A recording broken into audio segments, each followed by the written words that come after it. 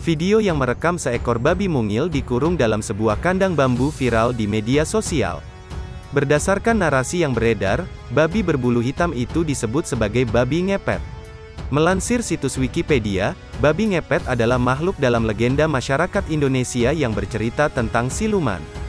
Beberapa mitos juga menceritakan, babi ngepet merupakan jelmaan manusia yang ingin kaya secara cepat, dengan cara pesugihan. Pantauan tribunjakarta.com. Video soal penangkapan hewan diduga babi ngepet di Depok diunggah oleh sejumlah akun gosip Instagram. Peristiwa penangkapan babi ngepet itu ternyata terjadi di Kelurahan Bedahan, Sawangan, Kota Depok, pada Selasa, tanggal 27 April tahun 2021. Diwartakan tribunjakarta.com. Saat menangkap babi ngepet, warga setempat menggunakan cara khusus. Saat menangkap hewan yang diduga babi ngepet ini, sejumlah warga harus nekat bertelanjang diri tanpa sehelai pun pakaian yang menempel di tubuhnya.